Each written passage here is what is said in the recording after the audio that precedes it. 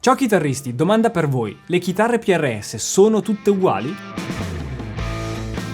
Chiedo questa cosa basandomi su quella che è l'immagine delle chitarre PRS tra i chitarristi, ovvero quella di chitarre che non hanno una vera e propria personalità. Quindi di conseguenza la mia testa mi dice ok, se tutte queste chitarre non hanno personalità, allora vuol dire che si somigliano molto tra di loro. Eppure di modelli di chitarre ce ne sono tantissimi. Ci sono le SE, Custom 24, Standard 24, 245, ci sono le versioni 08 della Standard e della Custom 24, poi ok, ci sono anche le versioni Signature, quindi la chitarra di Santana, la Mark Tremonti, la DGT, ce ne sono un sacco. Ma fra queste chitarre cambia veramente qualcosa oppure è solo estetica? Se rispondere a queste domande vi piace tanto quanto piace a me, sapete già cosa fare. Like al video, iscrizioni e se poi volete partecipare alle live di approfondimento c'è il bottone abbonati qui sotto. Ora, cosa hanno in comune fra di loro quelle chitarre? Sicuramente un minimo di struttura di base in comune c'è. Prendiamo ad esempio la Standard 24 e la Custom 24. Sono due chitarre praticamente identiche, cambia solo il top in acero che è sulla Custom e non sulla Standard. Queste due chitarre poi non differiscono così tanto dalle loro versioni 08, quindi quelle con 8 combinazioni di pickup. Ne abbiamo già parlato qui sul canale, secondo me quelle chitarre hanno aumentato un po' il prezzo e non ci trovo troppo il senso, ma forse ho capito perché. Quindi aspettatevi un video a riguardo appena arriva la chitarra giusta. I pickup fra queste chitarre sono molto simili. Custom 24 e Standard 24 ad esempio hanno gli 8515S. Nelle versioni 08 abbiamo i pickup TCI S. Contemporaneamente a tutto questo però ci sono alcune chitarre di PRS che hanno preso una direzione ben precisa. Mi viene in mente ad esempio la Silver Sky. Quella chitarra ha un carattere bello definito, non è come le altre che è un po' una via di mezzo tra una cosa e l'altra che fa tutto più o meno. Stessa cosa vale per le chitarre SE 245. È una chitarra stile Les Paul, bella cattiva, grintosa, fatta benissimo e sia nel modello standard che in quello custom con il top in acero è una chitarra veramente ben fatta. Però sto notando che ultimamente in generale i prezzi di PRS stanno leggermente lievitando, come se ci stessimo preparando per qualcosa di nuovo. Che spoiler, secondo me è arrivato. Proprio per questo motivo sto indagando tantissimo e sul sito di Musical Store 2005,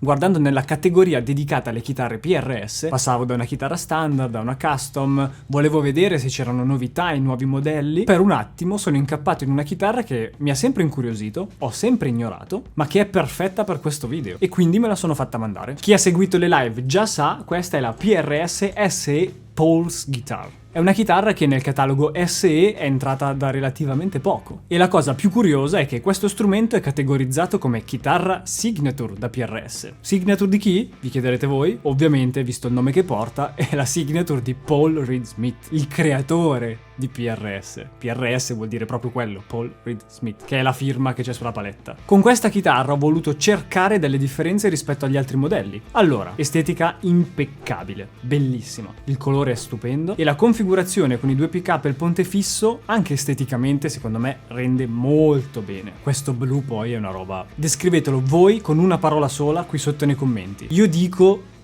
blu.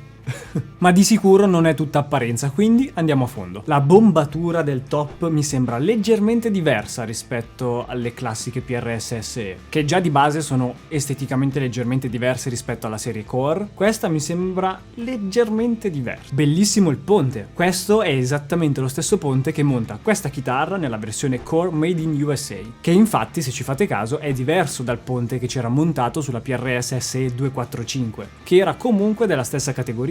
Un ponte fisso in blocco unico con lo stile wraparound per le corde. La mascherina dei pickup non è la solita rettangolare, ma è quella che richiama un po' la forma dei pickup che vengono utilizzati sulle chitarre core. Alcuni hanno questa forma un pochettino arrotondata. Ecco, quella sensazione lì è stata riproposta su queste chitarre in questo modo. E poi una piccola novità in casa PRS che non ho visto sulle altre chitarre sono le meccaniche. Sono molto simili a quelle che ho ad esempio sulla mia Gibson Les Paul. Lo stile è quello. Mi sembrano leggermente più precise. Però poi c'è la differenza più grande rispetto a tutte le altre, ovvero il feeling. Questa chitarra addosso sta diversa, si suona in modo diverso e un po' è colpa della chitarra in generale, ma per lo più è colpa del manico. Colpa in senso positivo. Le altre chitarre di PRS hanno sempre avuto un manico molto scorrevole, sicuramente ben fatto, ma contemporaneamente a volte sottile, abbastanza slim, comunque un po' arrotondato, ma non che riempie la mano in maniera clamorosa, ecco. Questa chitarra invece ha un manico che ha un profilo davvero importante. Infatti questo manico si chiama Wide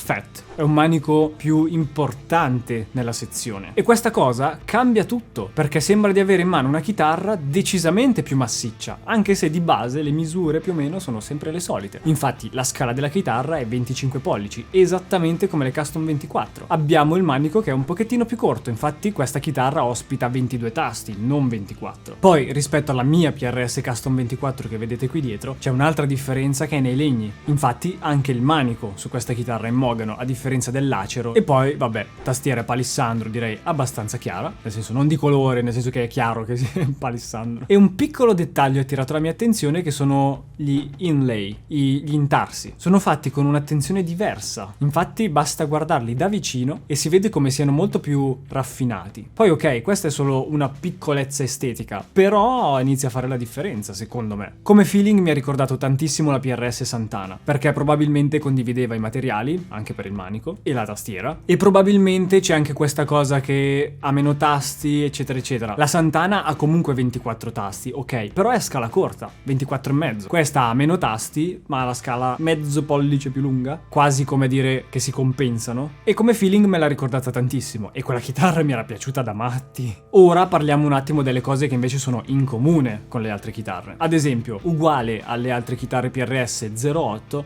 sono i pickup TCI, che avrei dovuto dire I, perché ho detto TC, oppure TC. Sono dei pickup leggermente diversi rispetto agli 8515S, roba che abbiamo già detto nel video un sacco di tempo fa, ve lo lascio qui sopra da qualche parte. E anche in generale l'elettronica come è gestita è uguale alle 08. Quindi mi viene da dire che su quelle chitarre hanno preso molto spunto rispetto alle Pulse Guitar. Volume tono, selettore a 3 vie e poi 2 mini switch che splittano i pickup in maniera indipendente uno dall'altro. Di base la PRS Pulse Guitar rappresenta il massimo per Paul Reed Smith. È la sua chitarra, è quella in cui vuole mettere tutte le innovazioni, tutto quello che pensa, tutto quello che ragiona, tutto quello che sviluppa e ovviamente che pensa sia coerente con se stesso. Tutto questo per sviluppare al meglio suono e suonabilità.